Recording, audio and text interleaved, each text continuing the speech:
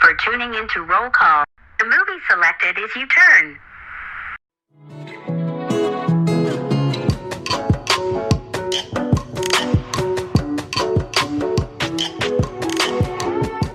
Hey, welcome to Roll Call, the show where two childless millennials gush over movies and follow an actor's journey from their early years throughout their blockbuster hits. Because, let's face it, we miss Blockbuster. Yep, someone's gotta make a U-turn and flip a bitch to get to that blockbuster. Hi, I'm Bria, and I like to avoid U-turns when I can. And I'm Simone, and full disclosure, I honestly thought that this movie was a romantic comedy. And, you know, upon watching it, I thought, okay, I'm wrong. But then by the end of it, I was like, there is a hint of comedy and irony in here. So I stand by what I said. Yes, this movie is a roller coaster of like, okay, wait, oh, like it's just so, it's an experience. It's an experience. And what movie are we talking about today, Bria? So, in today's episode, we'll chat about who else but Jennifer Lopez in the action thriller U-Turn, co-starring Sean Penn, Joaquin Phoenix, Billy Bob Thornton, Claire Danes, and many others. And that list was courtesy of Simone.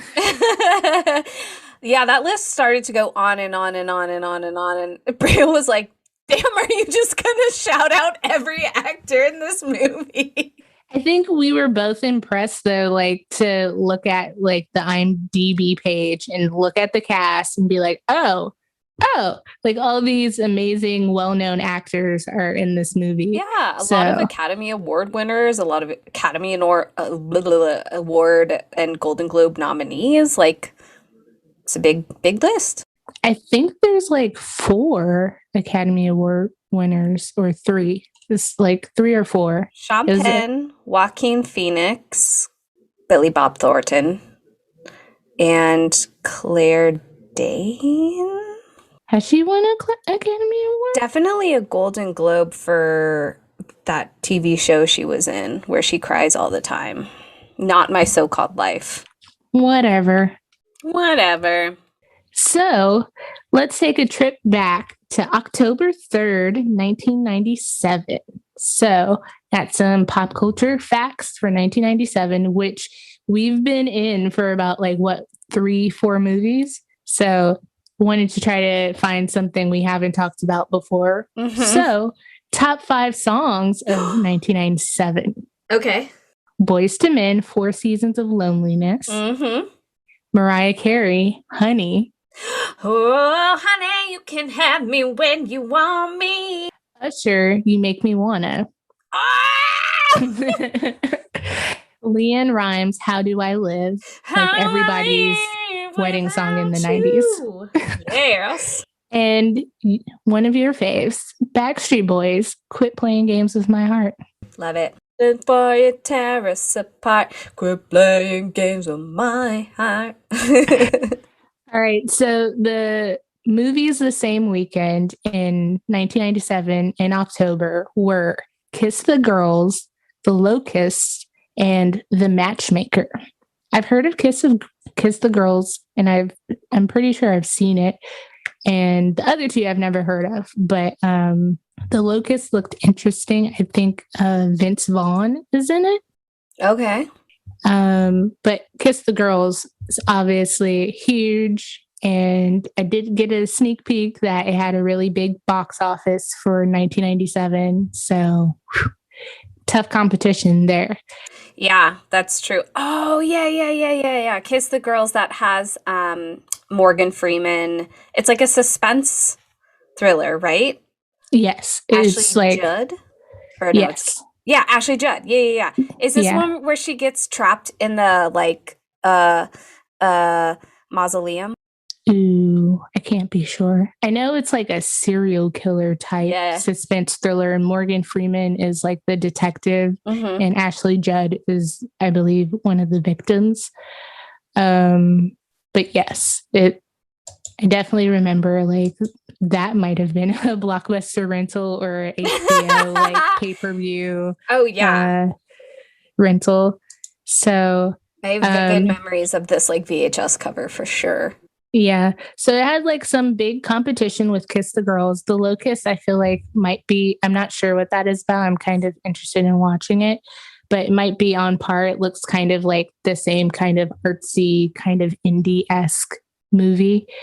And The Matchmaker just sounds like a standard rom-com. But there are so many movies in 1997 that are so recognizable. And just in October, there's 7 Years in Tibet. I Know What You Did Last Summer. The Devil's Advocate. Do we need a moment for I Know What You Did Last Summer? Young Ryan Felipe at his finest. Freddie Prinze Jr. The Devil's Advocate, which is another movie I definitely remember my parents watching. Boogie Nights. And then I would love to shout out that Soul Food was like the number 2 box office of like October because it came out a few weeks earlier at the end of September.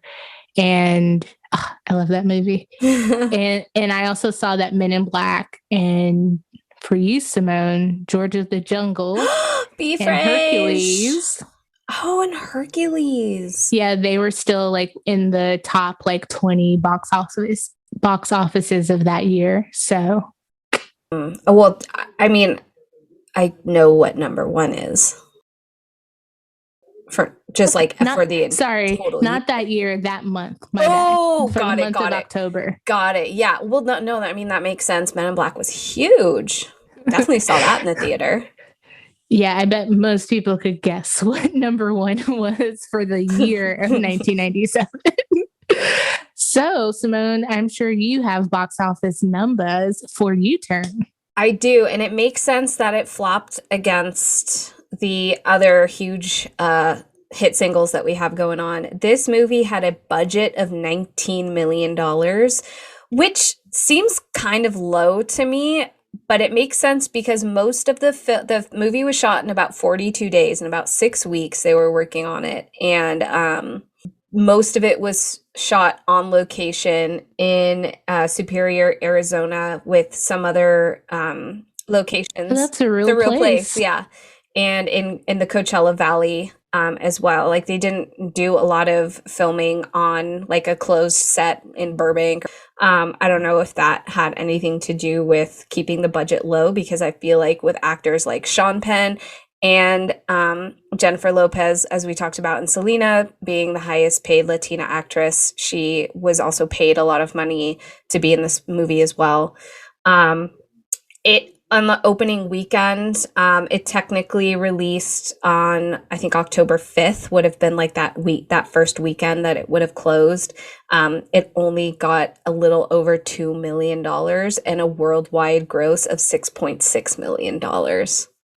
Wow. I was not expecting that. Wow. Yeah, it was pretty low. But I think a lot of that had to do with the mixed reviews by the critics, which brings us into I mean, these are just some smooth segues. I think we're getting good at this. Hitting our damn stride. All right, so tell me, what did Roger E. think about this movie? Well, can I ask you, do you know how many stars he gave it, or would you like to guess? I'm guessing he gave it below 2. Yes. Roger Ebert gave it a measly 1.5 stars. Oof. Burn. One of the quotes that I picked out from his review was, "This is a repetitive, pointless exercise in genre filmmaking, the kind of movie where you distrust yourself by making a list of the sources." And I thought this was a very important quote because he goes on to talk about like all of the other movies he feels like Oliver Stone referenced to make this movie. But on that note, I would like to also say it seems like Oliver Stone intentionally made a movie that was fun for him. It was an experiment. He didn't expect it to be like a huge blockbuster. He didn't expect a huge budget. And it seemed like he got paid to make something he wanted to make for funsies and with actors and stuff for funsies. And I think that's important when kind of looking at this and critically thinking about it, like, and trying to rip it apart or not. But I think that's a very serious professional, movie watcher opinion, because I personally don't have that knowledge to be like, oh, he totally like is influenced by this director and this movie, and the plot is so similar to this movie. And obviously Roger Ebert had that expertise. So good for him for being able to pull that all out. But for the average watcher, we're not going to be able to really reference that stuff. So I feel like most people wouldn't go into this movie with that criticism or come out of it with that criticism. So in terms of helping a viewer decide if they wanted to see the movie, I feel like that part of the review wasn't that helpful. I did watch a movie that he referenced called Red Rock West, which stars no other than the fabulous Nicolas Cage. And so that plot is very similar to U-Turn. I will say that I feel like U-Turn is a more creative approach to that movie. I feel like Red Rock West is kind of, if you plotted it out, like what you would expect of a theme of a guy wanders into a small town, a husband is trying to get his wife killed, the guy winds up, intermixed in all this matrimony hell between these two people, and shit goes awry all movie and whatnot. Like, I feel like Red Rock West is very much like what I would expect of a movie like that. Whereas U-Turn, I was so surprised watching this movie. Like, I did not expect J-Lo to be in this type of movie, to be honest. And I think U-Turn is a great, like, unconventional approach to that storyline. So I don't really have beef with the plot being similar. I always feel like instead of doing remakes of movies,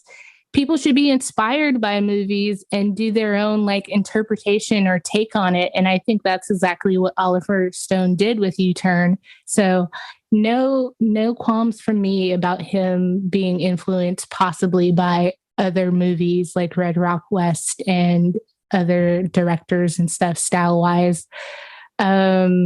I did see a few other reviews that were more praising and understood that this was like an experimental kind of fun movie for Oliver Stone, and praised it and praised Sean Penn's performance and stuff like that. So yeah, I think it's worth a watch. I recommended it to someone already. So yeah, and you know what? I saw a lot of similarities between this and Blood and Wine in terms of like plot of like mixed matrimonies, getting a large sum of money, Jennifer Lopez being the femme fatale in this role, backstabbing, a lot of backstabbing, a lot of sabotage, and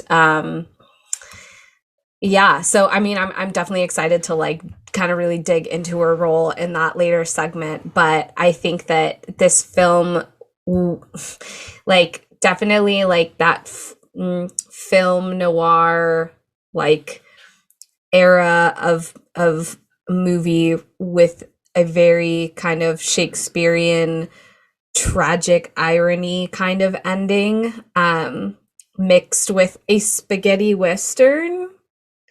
Yeah, I don't know how to describe like what genre this is or something. It reminds me a lot of Tarantino. I was just gonna say that, yeah. But yeah, that's the only reference I got. That's because Tarantino is pretty like not mainstream, but he's very well known by like casual moviegoers, and I'm sure everyone's seen a clip or two of his movies, if not a few of his movies. So speaking of strong character types, let's talk about the cast. We already said that we were surprised by the sheer amount of star power. Mm-hmm. And I have to ask, who was your favorite character, or like what actor do you think kind of either stole the show or stood out? Obviously, we're going to talk about J-Lo and her role and whatnot in detail later, but Wow. Okay. So I don't know if it's just because I love this batshit crazy mofo, but I thought Joaquin Phoenix as TNT just so okay, when he was cast for that role for this bit, they did not ask him to shave that into his head. Like he was inspired. So his character TNT, which are his initials, but he also uses it like, because when I go crazy, I blow up and somebody gets hurt. And he turns around and in the back of his like greased pompadour style hair, he has TNT shaved in the back. And it reminded me of Ice from Hocus Pocus. oh my God. Okay. So let's have a moment here, because I totally, in my mind, I was like, why was it such a thing for like white guys in the 90s who were like villains or not like the good guy boy next door type to have their name shaved into the back of their head like that? And then I thought, and I was like, oh, wait, Vanilla Ice, Mr. Rob Van Winkle himself was very popular in the early 90s. And so I also referenced Hocus Pocus, but I'm going to throw another movie out there, House Guest, with Sinbad. The girl, the older teenage daughter in that movie, is dating a guy, and he has his name also shaved in the back of his head, and he drives a black Jeep. And yeah, I'm like, wow, this was really a thing then. And I never really noticed that. But I loved his character was small. He definitely had one of the like for being a bigger name, having one of the more smaller roles. Even though putting aside that his character is like a crazy, manipulative, emotionally and physically abusive boyfriend and very controlling of Claire Danes, he was just like the way he delivered that character was so goofy and funny that's where I felt like some of those comedic bits of the movie really stood out. So over the top. So did you see the fact or the fun fact that or I noticed it while watching it, that when they're in the diner or he leaves the diner, that Johnny Cash is playing, and I was like, oh my God, how eerie is that? Mm-hmm.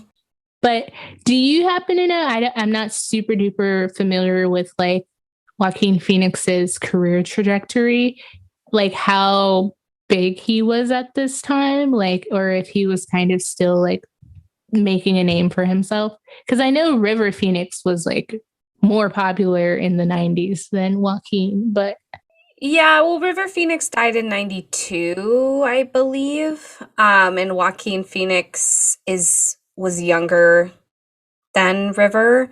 Joaquin Phoenix's, I think, huge breakout role was Gladiator, but let me look up. Gladiator came out in 2000. And so I think before then, Joaquin Phoenix was really more in kind of these smaller roles, and he was not known for being the kind of method superstar. Crazy. Not just superstar, but like also like he's a little different and can be a little out there when being interviewed. I'd never want to say the word crazy, but it's a little different. He's eclectic. He's eclectic. Let's definitely put it that way. And I'm sure there's like problematic things about him, but I just think he has a really interesting range, and I admire for him sure. for that. Interesting fact or two is that Tom Cruise was offered Sean Penn's role, as well as Bill Paxton actually took it and either backed out or couldn't do it, or because Sean Penn couldn't do it, and then Sean Penn wound up being available. So I like read that and totally was like, this movie with Tom Cruise, I don't I don't see it. Bill Paxton, I could kind of see it, Uh-huh. but I think like slimy greaseball gambler like fit Sean Penn very well. It did, yeah. And I mean, again, Sean Penn, talk about someone who has also played a huge variety of different characters and people. This was a role that I haven't, and maybe it's because it's been a while since I've seen a Sean Penn movie. The last one I watched was a rewatch of Milk when he played Harvey Milk, but I I thought like the acting wasn't bad. I think that there was some like cheesy script and dialogue issues, but I thought that the acting was like pretty well Yeah. done. So I found the Oscar facts. Okay.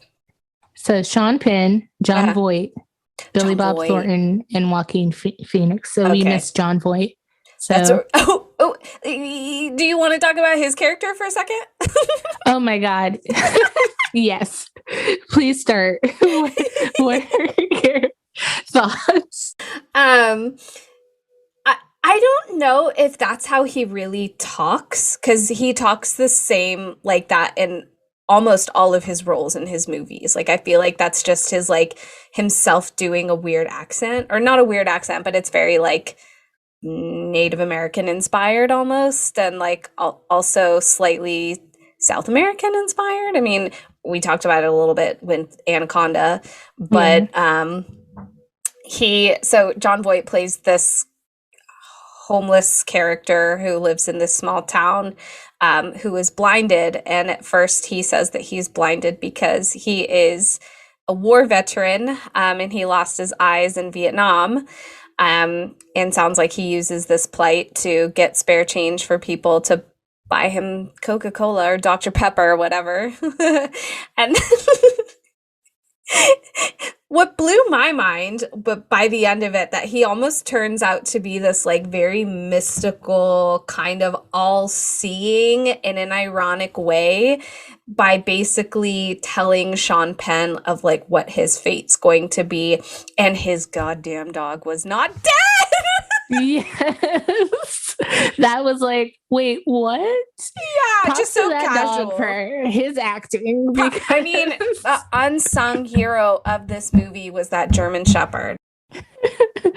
I definitely caught on or noticed the accent as well. And I was like, what is it with him and like these like eccentric, weird accented characters? And then like the switch up of his reasoning, or his his reasoning as to why he is blind. I also for a second, like, I wasn't sure if he was blind really and he was lying when he wound up leaving and the dog comes with him and stuff. He said something, I can't remember, where it seemed like, oh shit, he can see. I also, just listening to you, I was like, how can someone be homeless in a small town? Like, that seems backwards to me. Yeah. Like, there's gotta be somewhere he could stay for like little to nothing. Like, well, also given the like extreme heat of this desert town, it would be very uncomfortable to be outside in those harsh conditions. But I don't know. I mean, maybe there's something we don't know about that character, but he's also cooking beans over a fire, as you do. Yeah. Oh my God. That was. That's another lie movies told me, that I'd be eating beans out of like baked beans out of a can more often than I ever have, because I never have done that. But yes, so John Voight, thanks for being your eccentric self. I personally was a big fan of Billy Bob Thornton's Daryl. Yeah, so I knew he was in this movie, but I didn't know who it was until I saw his tattoo, that like very distinguished little crappy tattoo. It's like a dragon. Yeah. And I was like, holy fuck, that's Billy Bob. And so he had gained like 30 pounds for this role. 50, I think. Oh, okay. Yeah. Yeah, no, he definitely, I mean, for one, he's a mechanic, so he's like all dirty and greasy. He has terrible teeth, and he has this really thick, different accent than his own accent. And so he does kind of get lost in the character. And if you didn't know, you might not realize who it was.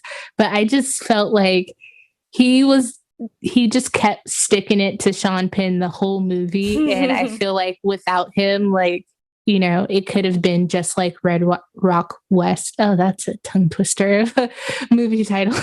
Wedlock West. Wedlock. But it could have been a little more predictable if it were not for that Daryl character and like kind of always switching it up on Sean Penn and being like, oh, well, I sold your gun and now you owe me more money than I told you and all this stuff. So I really enjoyed his character.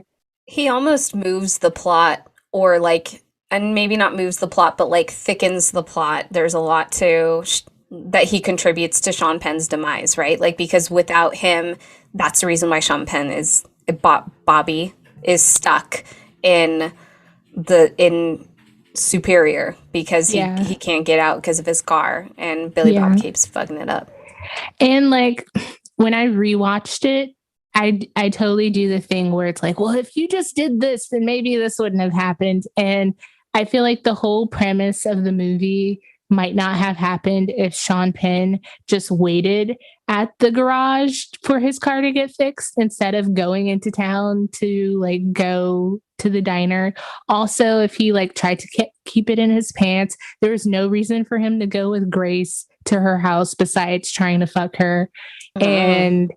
And had that not happened, then he wouldn't have got on her husband's bad side, and then he wouldn't have gotten robbed. Like, yeah. And he would have still had the money to pay for the repairs to his 1964 and a half. But yeah, so Billy Bob Thornton's Daryl was my my non-J-Lo standout of the character. And for that, I feel like we've covered some fun facts and a little bit of the cast. I know you watched some interviews or read some interviews.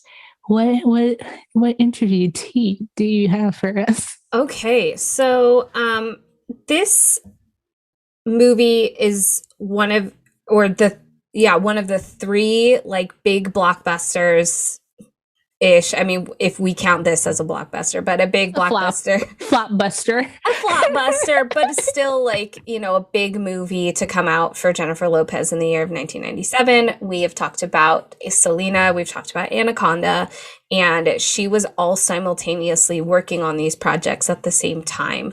And so her relationship, I guess, with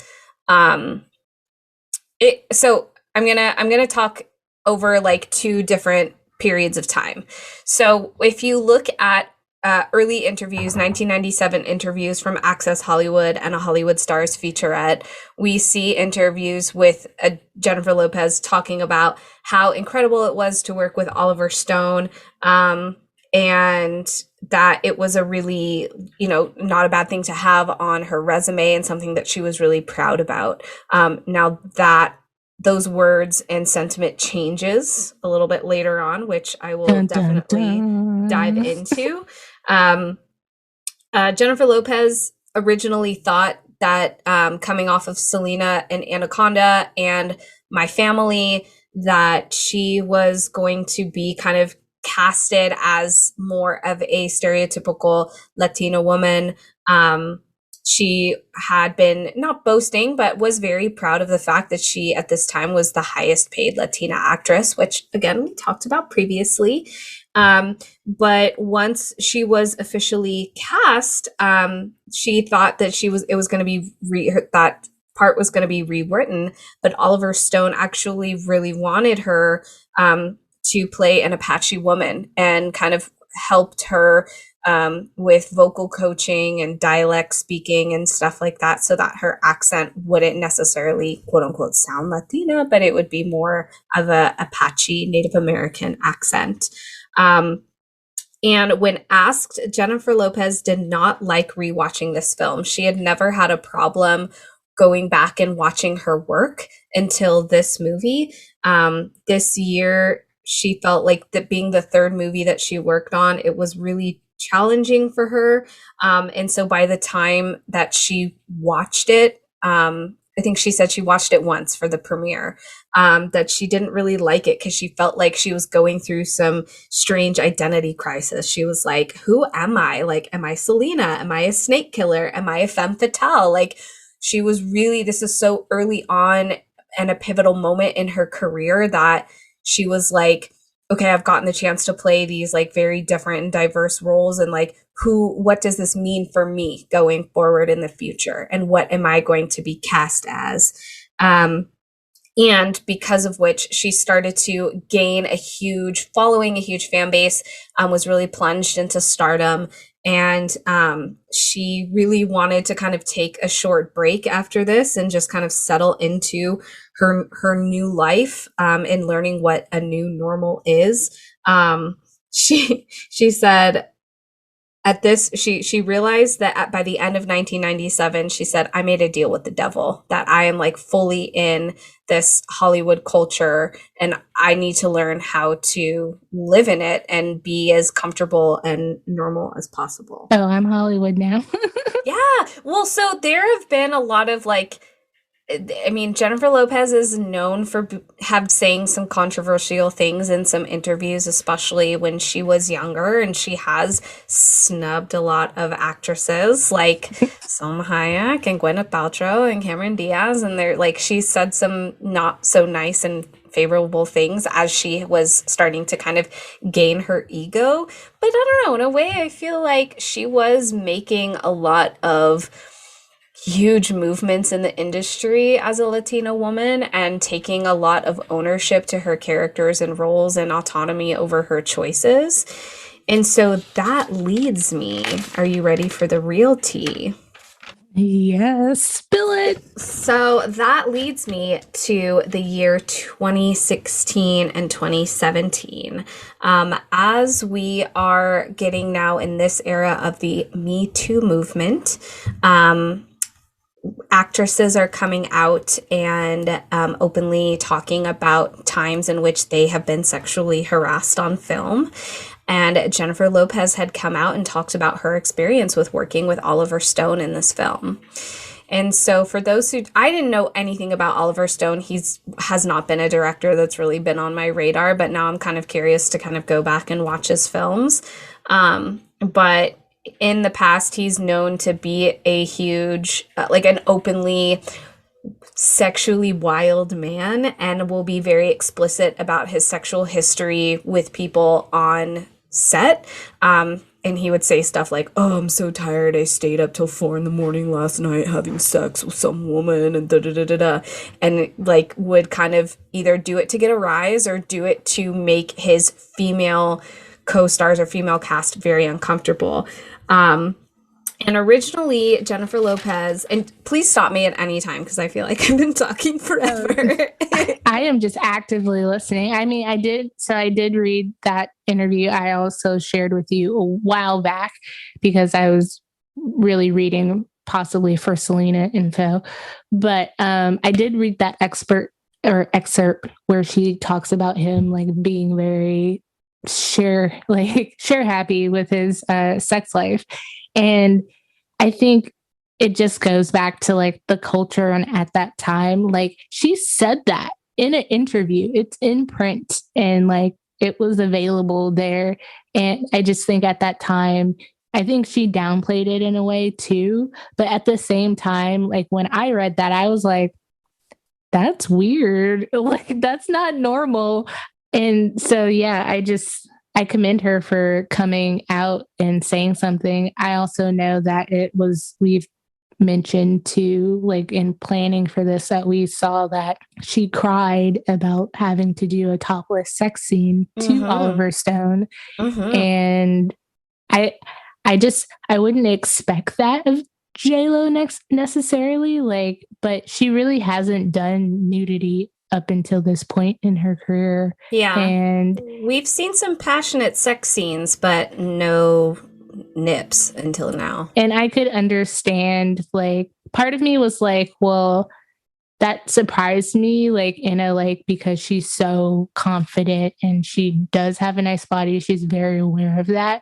So I'm interested in why, like, not that anyone has to explain why they don't want to do something, but like for someone like that, like where that boundary kind of came from. And like if it was just this movie, if it was that actor, if it was Oliver Stone, like props to her for trying to stand up for herself. She wound up doing it. It's in there. And I don't think it's distasteful, but I don't think it would have not added anything because she has multiple sex scenes in this movie with multiple people, and none of them are that graphic. And I feel like with movies, if you're going to have graphic kind of sex scenes, then it needs to be consistent, or just don't do it. Like if there's someone who's more comfortable with nudity and someone who isn't, just don't do the nudity. Like, yeah. Well, I think if you're gonna add nudity, and maybe this is my thought because I'm also slightly prude in that, like, I don't think nudity is necessary.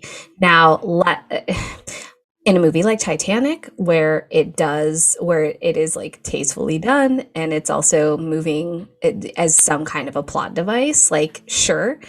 But in this sense, I'm also thinking like it didn't add anything. Like this movie was already very sexy, and she could have easily kept her. And this is not shaming Jennifer Lopez at all. Like this is more of a dig on Oliver Stone. I feel like he just went there for that like sex factor, for that hotness factor. Like I got Jennifer Lopez, and like she's gonna be naked. Like we're gonna see her boobs for the like heat of it. And allegedly, like that scene wasn't originally in the script either, because I mean, at this point, no spoilers. She'd been intimate with Sean Penn's character Bobby, and then by then as well, she was intimate with Nick Nolte's character Jake, and none of those she was like visibly nude or naked in any sort of form, like where. And then at the end, we learn that she's in a relationship with the sheriff. Sorry. I didn't see that one coming. And so when I saw that, I was like, what? Why? Well, also, to be honest, like, okay, so we learned that in conversation because he's like, oh, you fucked him. Of course you did. And it's like, wait, what? And he's confronting her and Bobby. But it's just like, he's confronting them, and then there's like these flashbacks to them being intimate, and it's like, for one, I don't think that was necessary. Like she confirms that verbally, we don't need to see it. And then two, based off of the other sex scenes, like why is this one so much more risque than the other ones? I don't know if that's to imply that maybe their relationship was more obviously more than her and Jake's, and then her and Bobby barely know each other and there was some real passion or like feelings there. But I don't know. I feel like it doesn't add to anything, like you said. And if there's nudity, it needs to be purposeful. Yeah. And not just because. And now knowing what I know about how she was approached to show nudity and then her reaction about it, like it just makes me uncomfortable watching that scene. But in a 2016-2017 Screen Actors Guild interview, and then she also talks about this in like a women's round table. I didn't know everyone was there, but she was sitting right next to Scarlett Johansson. And she kind of comes out more about the truth, that Oliver Moore had like demanded for Jennifer Lopez to take her top off and show him her breasts. And this was like before she had like filmed her scenes. And she was just like, no. And he said, well, why, are they saggy or something? And she's like, no, they're perfect. What? Yes. She's like, no, they're perfect. They're great, but you're not going to get to see them. And then there was obviously that didn't end up happening. And she had kind of a weird relationship with Oliver Stone to begin with. He had not casted her in some previous films, and he like brought her in to interview her. and was acting very strange. He was like moving the furniture around and like not listening and doing other things. And Jennifer Lopez was like, that was really rude. And then when she was filming in Brazil in Anaconda, she she got a call that he wanted to interview her again for this movie, and she was like, I don't know, like he kind of rubbed me the wrong way and he's like a little creepy and da da da. And they're like, this is going to be really good for your resume. Like you got to at least like take the audition. But she felt by that time she had Anaconda and Selena under her belt that she was like, I actually have leverage and I have the upper hand. And her attitude about taking this role, she was like, I don't really care about this movie. Like, I've got Selena money now. So, like, if it sucks, like, whatever. She kind of just did it for the resume and then have the opportunity to work with, like, Sean Penn and these big names. Yeah.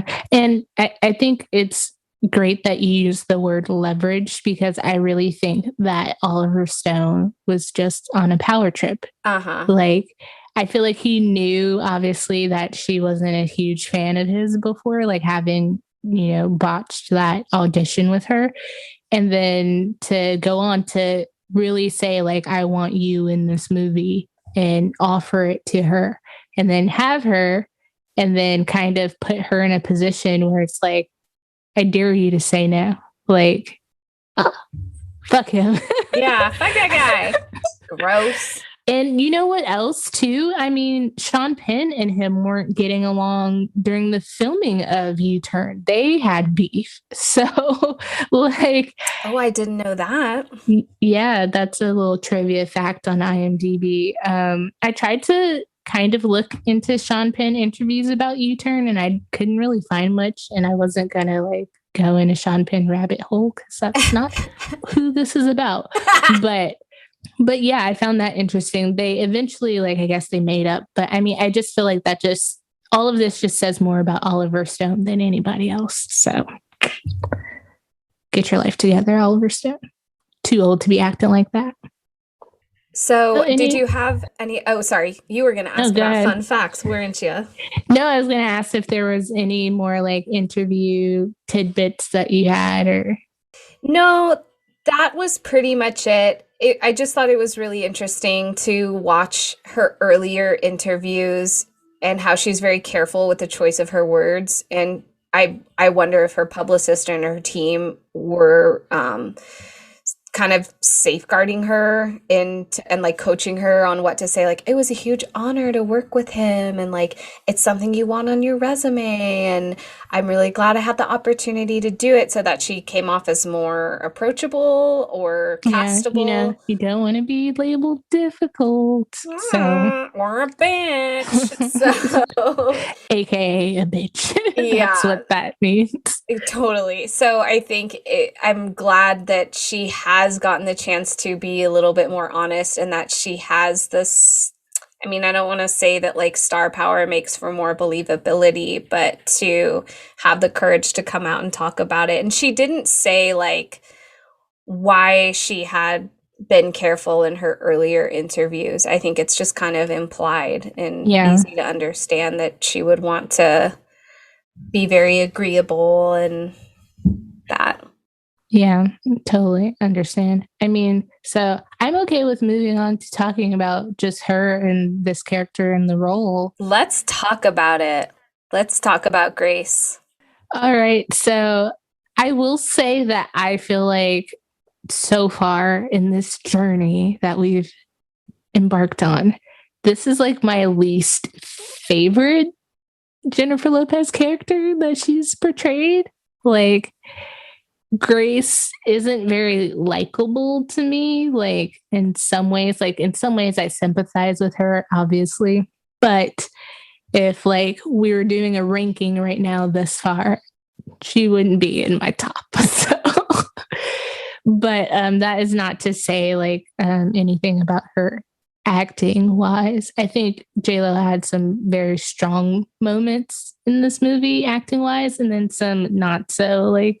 Like to me, the accent was kind of like, I'm not sure really. I tried to look up Apache accents too and dialect to like compare. I don't know what a Apache woman would sound like or what their speech or cadence or dialect would sound like, but it still sounded kind of Latina to me. And then just the way she chose to speak, like it was like some weird soft spoken, like not, it felt like she wasn't very educated in some ways, like the way the sentences were formed. And I don't know if that was intentional by the writer or whoever to make her speak that way, but it didn't really come across that great to me. I don't think it like added that much to her character. She had some broken English, yeah.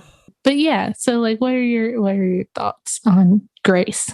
I respectfully feel different than your opinion. I would put this role under Anaconda and Selena. I would still put those two at the top compared to her other roles.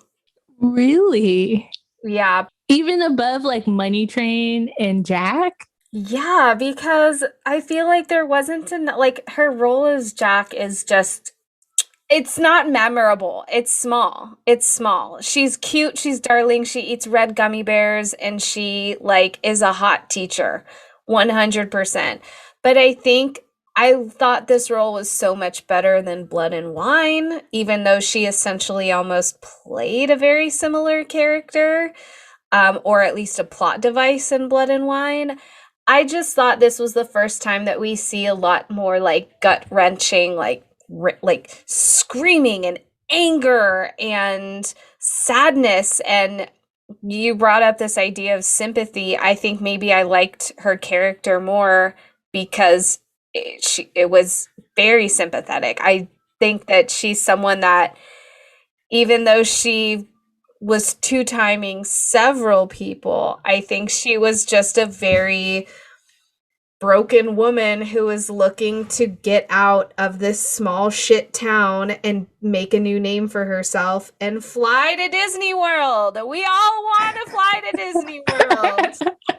Oh man, that should have been our opening lines. And I too, like Grace in U-Turn, would just love to just fly to Disney World. I'm like a bird, I want to fly away. I don't know where my soul is. I don't know where home is. Oh, maybe I'm ready for you to. Shout out Nelly Furtado. Okay, so I understand what you're saying. So I'm gonna beat you to it. Okay. I think this movie would serve Grace's character better if, like, obviously Bobby is our protagonist. He's the reason why we're in Superior. He's the reason why we meet all these people and can't leave and all that stuff. But I feel like it would serve Grace's character better to have more of her backstory a little bit further up in the movie. Because, like, I mean, obviously I said I think she's a sympathetic character, but it's like you find out a bunch of stuff towards the end and you're like, oh shit, what? Okay, well, no wonder she's fucked up.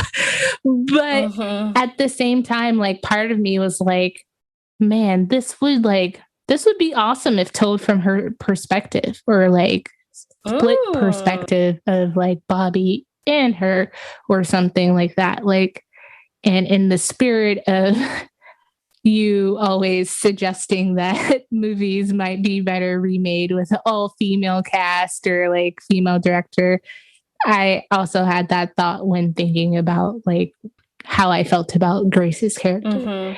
I don't know if I have a complete solution on how that looks or works, but in my mind, I feel like it'd be a really interesting story.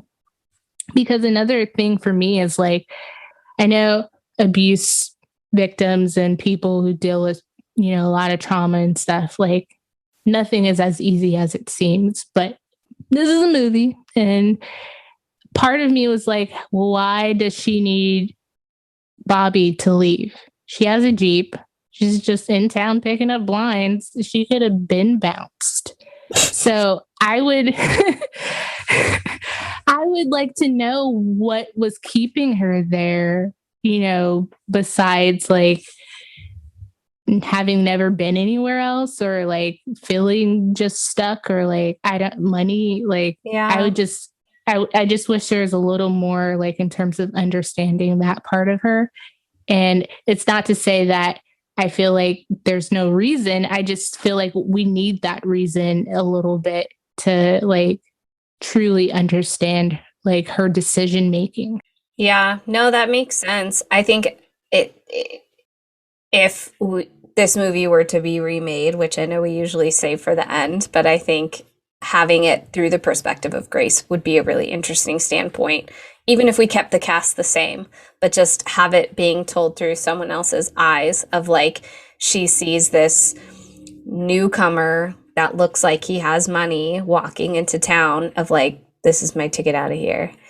And so I who knows what was holding her back. I mean, she mentioned that her husband Jake was only giving her like $20 a week or something, which might not be enough to save up for gas. Although it's 1997 time, so gas was a lot cheaper. But you also drive a Jeep, and those are gas guzzlers. They don't get great mileage.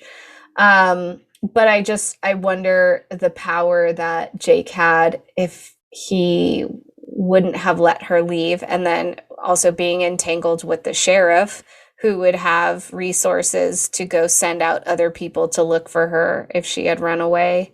Yeah, I don't know. I feel like this would make a good like snapped kind of movie because I also just didn't understand because in the end of it, like, yeah, Bobby's a catalyst for a lot of stuff, and she thinks like he's her way out this time around, but at the same time, she's the one who ends up killing Jake. So it's like, well, why didn't you just like do that before and like skedaddle? And like you knew about the money, you knew about the key, like you could have done that, got the money, and been in Mexico, like, and just so yeah, that's just like my thoughts, but I always like want to rewrite a movie because I'm like, oh, like if this didn't happen, then this wouldn't have happened, and this wouldn't have happened, and why didn't they just do this? And that's not the point of a movie. It's tell a very specific story, and a lot of times if I wrote it, it probably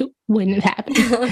Sean Penn would have came, had a grand old time in this charming little town, not knowing anybody's like marital woes and bullshit, and went off in his red Mustang, his 1964 and a half red Mustang, to Vegas and paid off his debt, and who knows, also got more debt probably gambling in Vegas. Like, that'd be a movie I'd be interested in seeing. Like if he legit just came to Superior, and like what if like all this other shit was happening and he wasn't aware of it, and then he left, and then he goes on to Vegas and just like has a grand time, and like we see him partying in Vegas. You know like, what I just thought of? This is the third movie that Jennifer Lopez has made with men in like financial troubles, like with being in debt, rather like whether it's gambling or owing money or losing a ton of money, but like it's her third like money heist movie essentially. That is so true. Damn.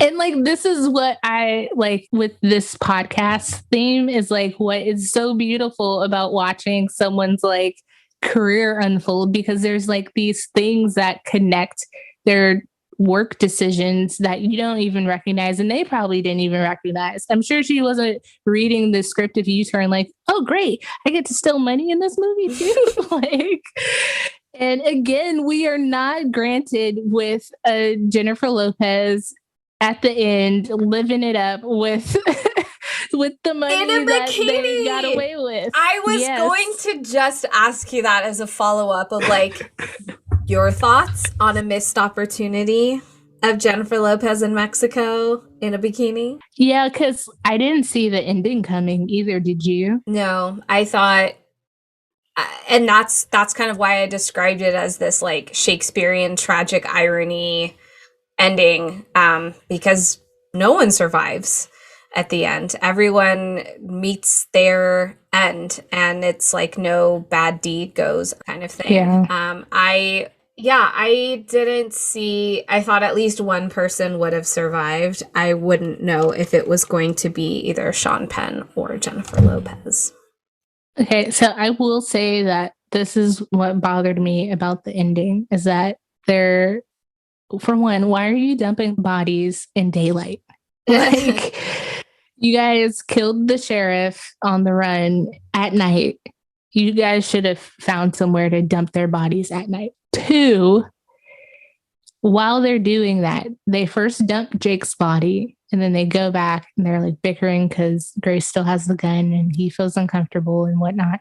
And then at some point, Bobby grabs the keys out of the ignition. So they were initially in the ignition. Why did he grab the keys all of a sudden, besides obviously to foil when she pushes? Like, to me, that's like a plot hole because it's like either he should have just had the keys from the beginning, because it doesn't add anything to me that all of a sudden it's just like, oh, I'm going to take the keys out. Like, why? You guys are in the middle of nowhere. You're both committing a crime, dumping bodies. Like, why do you at that second need the keys in your pocket? Maybe he thought that she was going to take off because there was that scene before he realized her other encounter with the sheriff after they had left Jake's house after the murder. He comes back into town or comes back to the house and sees that her Jeep is gone, and he thought that she took off with the duffel bag of money and was going to strand him and pin the crime on him, but then she comes back. So I don't know, then having betrayed his trust again and again, I feel like that choice to take the keys out of the ignition was a safeguard for him to be like, she might take my car and run off and leave me here in the desert. Was he wrong though? Okay, so I bring that up because to me, if that doesn't happen, obviously she's the one who's able to possibly get away unless that radiator hose still just blows. But so that's like what my gripe is with that, because I'm like, oh man, if it wasn't for him in this like ingenious, like, oh shit, let me grab the keys moment, then she would have been off to the races. Like, she would have been like, deuces, bye. Like, so that's why like that kind of burned me. I don't think he was wrong. I just think that, well, I mean, we have a whole movie of him getting fucked over. So I guess at that point he started to get kind of smart about stuff. But it was also very like last minute, I'm gonna be smart about something to me. And it's just like, this whole movie you've been fucking up. Like, another thing that bothered me is like, after he gets the bus ticket, he's just walking around with it in his hand. Like, why didn't he put it in a pocket? And then he gets a Dr. Pepper, and then Joaquin Phoenix's TNT comes and fucks him up. And then he's like reaching for the ticket. If it was in a pocket, then you wouldn't have dropped it. Then he wouldn't have seen it. And then he wouldn't be like, oh, you trying to leave? Oh no, fuck your ticket. And like, I'm gonna eat it. Also, why not stay in the fucking bus depot? Like, stop getting stuff that's going to help you leave, or, you know, and then like venturing back out to get fucked up somehow. Like, so yeah, I mean, obviously, again, stuff has to happen for the movie to progress and, you know, all that stuff. But those are a few things that chapped my ass. Like, that was the final straw of his bus ticket getting ripped. He realizes like, I have no other option now than to like take the bait and kill Jake for the life insurance money or for the money that they have hidden and under the house for safekeeping. Like, that was kind of his last resort. And even then, it's like when he breaks into the house, he has a pipe. Like, really, that was your plan? Is to to happenstance upon him in bed and just pipe him to death? Like, there's just no... Maybe he had just played the game Clue recently, and he's like, I'm gonna lead pipe this motherfucker. I just feel like his whole like plan was clumsy. Like their plan was clumsy going into that. And I feel like they had 2 moments prior to them deciding for that to happen where they were alone together, where maybe they could have planned better. Like maybe, I don't know where they would have got like sedatives. I don't think Grace would have been that smart to like try to slip Jake something and make it easier on themselves. The whole just leave the back door open. Homeboy, your gun is gone too. Like you're not at your strongest self. So I don't know. Yeah. I won't complain too much more. The movie is what it is. I kind of wish that Grace was able to get away because I felt like she endured enough in her life. Yeah. That there's a reason why she was doing all the terrible shit she was doing. And all those men deserve to die and get fucked over because all they wanted to do was use and abuse her. That's true. And there, Sean Penn's character, Bobby, kept referring like, I've never had a lot of luck with women. And like easily same thing could be said to Jennifer Lopez, like to Grace. I've never had a lot of luck with men. They've used me and abused me. Like she said, she was treated like a piece of meat, even by Bobby. Yeah. His initial like interaction with her is like trying to sleep with her, which I thought was like, okay, slow your horses, buddy. Like you just met this girl. But yeah, so I wish she kind of got the redemption she deserved, but alas. Me too. Oh, also, I want to say that like the opening sequence with like the vultures, like why? We could have done without that. And then he hits the cat. Yes. We also could have done without that, please. I wonder if that's symbolic somehow. I don't know. I think there's some symbolism probably with like the vultures because they're all going to be picked to death by them in that heat. But the cat was enough. Yeah. Poor kitty. What did the cat do? Poor kitty. Nothing. But yeah, so what do we think about this role? Like 2020 I've kind of picked apart poor Grace, but yeah. I think if this was to be remade, to cast someone who is Apache, yes, would be my preference, especially if they're going with that narrative of like the just general mistreatment of Native Americans. And Grace's character talks about like there was this how she starts talking about being a bird and flying away was like old stories that she would hear on the reservation or things that were passed down. I don't think that, well, I don't know. I feel like I probably am not qualified to say if this role was stereotypical or stereotyped at all. I think that I don't know. I think the movie could hold up. I don't think that there was anything that was too problematic in my opinion. There were definitely some uncomfortable things. Rape, incest, and physical abuse was not fun. But I think it added depth to her character. I agree. I, of course, was kind of surprised she was playing a Native American character. And then I was like, well, this is the 90s. So, and John Voight is a bigger stretch than a Latina actress who might have some Native, his Native blood or connection more so than John Voight. So no qualms against Jennifer Lopez for playing this role or accepting it. But I do think we're in a time where you should and very well could cast someone who is of that ethnicity to play this character. So I would love to see that if it was remade. And besides, the weird incest stuff, I don't think there's anything else I would change besides maybe the perspective.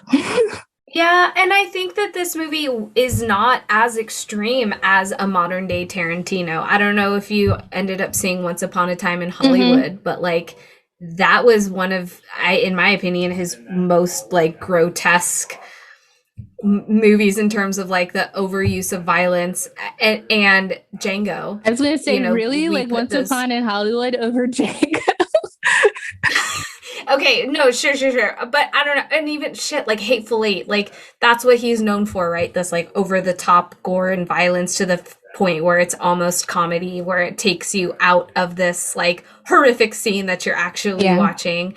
But I think I think compared to some of the more modern day films that are like Jesus, like so cringy with all of that blood and gore, that's why I feel like it could still hold up to today, because it's not in it doesn't pale in comparison, but I think that it is almost a more safer choice. Yeah. Like it's not as hardcore as some of the bloody movies we have today.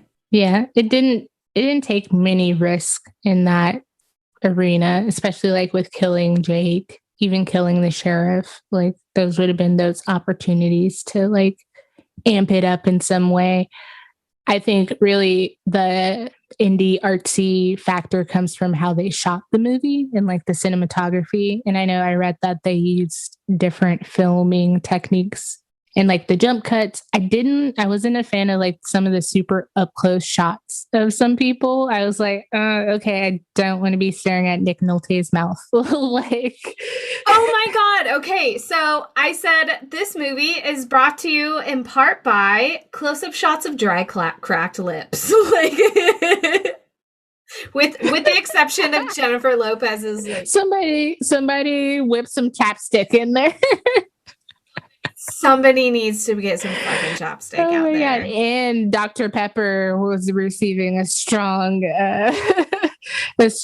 I bet you they were partnered in some way. Because your typical choice in a setting like this, a glass bottled soda, is going to be Coke, like, or maybe Pepsi. But Dr. Pepper, oh boy, were you a hero who went. First of all, when John Voight gets him to buy him a Dr. Pepper, I was like, fuck you, old man. I don't owe you shit. But I could understand. He didn't really know him and was like, okay, well, it's blind homeless guy. Just get it. A veteran. Yes. He was like, he thought that he had offended him. He's like, oh man, I'm sorry. Okay, fine. I'll buy you a fucking Dr. Pepper. To take like the most like spittiest swig ever and then offers him. I don't know, he's blind and he can't see, but like I'm sure he felt that string of saliva. And yeah. So gross. And then poor Sean Penn or Bobby didn't get to drink the other Dr. Pepper because TNT came and fucked up his whole like refreshing moment. And yeah, so all the unenjoyed Dr. Peppers. Right. Bria, I got a would you rather. Ooh. Okay, would you rather make out with Billy Bob Thornton, his character, with the teeth, with the glasses, with all of the car grease, and play Twister with him, or take a swig of that Dr. Pepper with the spit chain? I knew you were going to bring the spit chain in. That's why I started laughing. I am going with Daryl all day, every day, because one, Billy Bob Thornton is, I just saw this TikTok where it's like, there's hot, ugly, and then ugly, hot. He's like hot, ugly, or I don't know which one he falls into really, but he's like somewhere in that family. Like Adam Driver falls into ugly, yes. Hot. Right? Okay. Evan Peters was another one that they put into ugly, hot. But Billy Bob Thornton has this weird like charm about him. So, I mean, he bagged Angelina Jolie. So, yes, I'm making out with him, gross teeth and all. But, and it's a game night. We get to play Twister. Like, who knows what John Voight's spit has? Like, he's probably patient 1 for COVID, and we didn't know it. So, I mean, shoot your would you rather right back at you. Like, I'd take a swig of the Dr. Really? Yeah, and I know I can't change the rules. Like if I grabbed it, I wouldn't be able to like wipe the top of the bottle off with my sleeve or whatever. But if it's just one swig, I'd rather get that done and over with hella quick than have to commit to making out with teeth like that. There's no way. I mean, how long is the makeout? Even if I knew it like long enough with Twister. I know, he seems like a good time. Some waitress. Oh, probably that waitress with the rat tail. with the slow wink. Yes, it was probably her who was coming over. That part was so funny. See, I hate would you rathers because then I always like rethink my answer. Like, well, maybe she has a point. Well, don't let me change your thought. You commit to Twister, man. You have a fun time with that. So, all right, based on the trailer alone, if this trailer came out today, would you go see it? Like, and not having seen this movie and this trailer came out, would you be interested in First of all, seeing it? I just want to note that this trailer, like all the other 90s trailers we have watched, basically tells you the movie plot. Exactly. Besides the ending and them all dying, there's not much guesswork that goes into here. There's a lot of poignant, important stuff in the trailer. So when I watched the trailer, I was kind of low-key like, well, shit, I didn't even need to watch the movie. I just think that the art of movie trailers has evolved a lot. And I was trying to think like if they're like if they include as much of the story as these 90s ones seem to, or if there's less. And I think, and correct me or give your input, I think that there's a lot more like suspense and like cliffhangery stuff, like that, like I want to see what happens. And I feel like a lot of 90s movies seem to be like, this is what happens. See if you want to come see it. Come if you want. This is what we got. We're putting all our cards on the table here.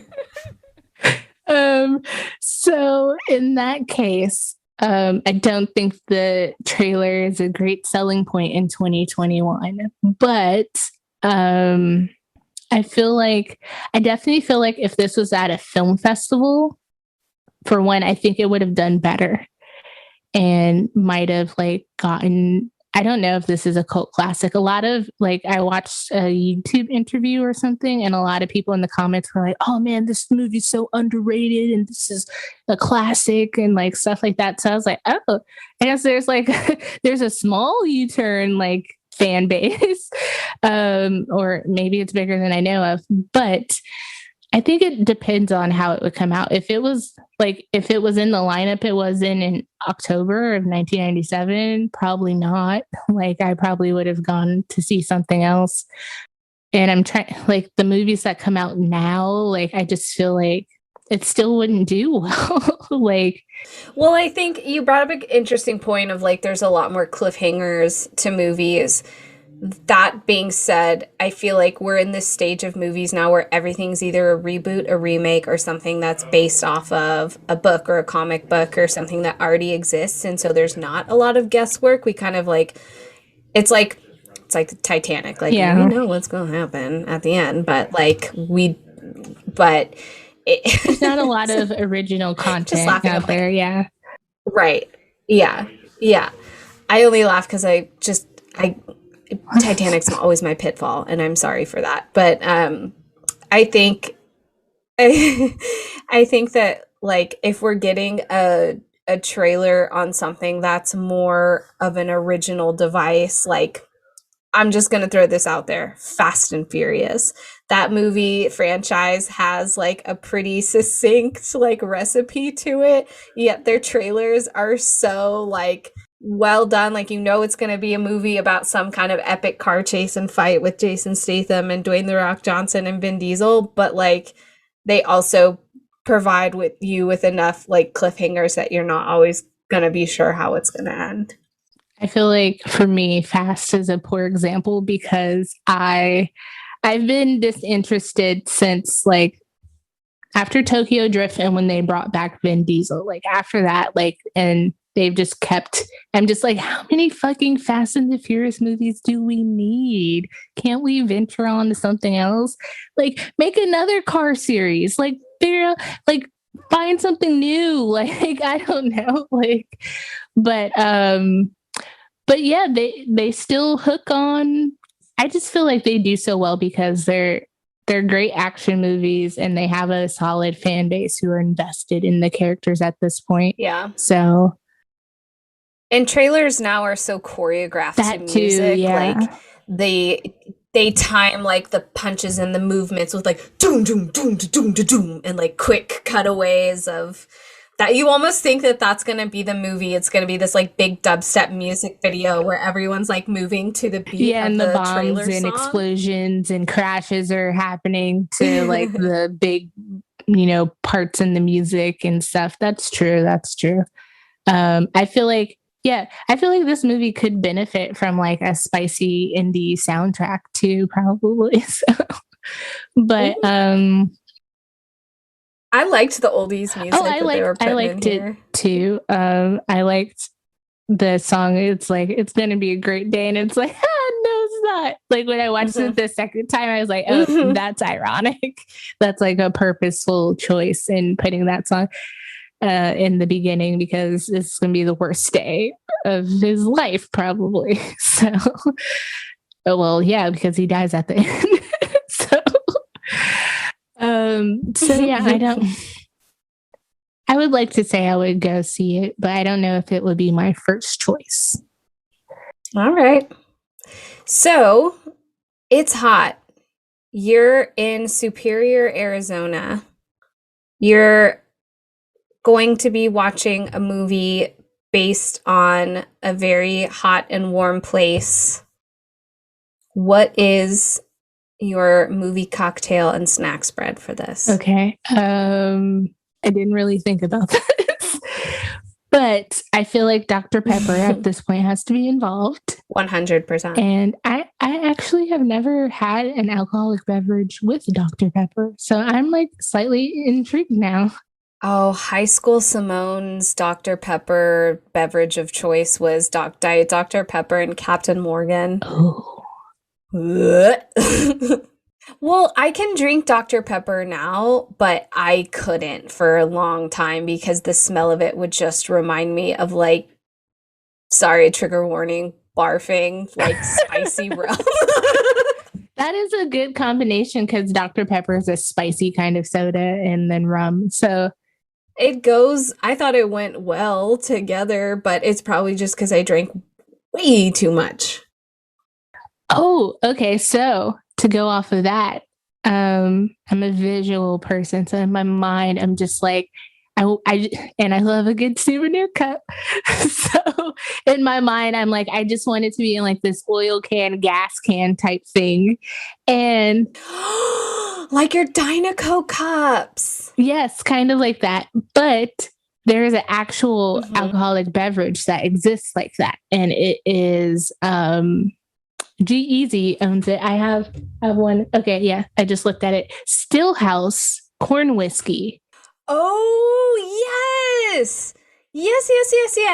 So yeah, I just, whatever the drink is, and I feel like you probably have a better drink planned. I feel like it should come in this like oil can looking container. Oh, there's still some in here. But yeah, and then food wise, there isn't a lot of food in this movie, and I feel like he should have ate like a few more times, probably all the walking and whatnot he got into. But since there's a diner, I feel like there should be like some lukewarm eggs, like scrambled eggs and some like not so great breakfast or of some sort. I was not going eggs. I was thinking like a blue plate, like burger special, because I think that was like the one food that they cooked. Yeah, in the diner, they had like a quick cutaway, and they like just like popped a little handful of meat and just like true that. Or in true like outside. Well, I don't know. People in the desert probably don't barbecue a lot. I don't know, but maybe some barbecue. Like, yeah. But yeah, that's what I've got. What? So you said food, but drink. Like, what was your cocktail concoction? I was very inspired by the desert surrounding, and I went with like a prickly pear. As soon as you said that, I was like, oh shit, cactus, prickly pear. God damn it, missed opportunity.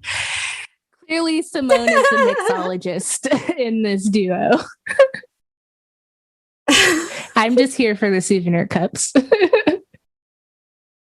What if I just said something like, oh yeah, I was inspired by the desert surrounding. I'm going with a crisp Chardonnay for this one. I mean, it is dry as a motherfucker, so dry as a motherfucker. We should come out with our own wine and name it after you turn and label it dry as a motherfucker. Well, listen, when we get really rich and get podcast money, I think one thing we definitely need to do is to make like a cocktail book for each of our movies. Oh, I like that.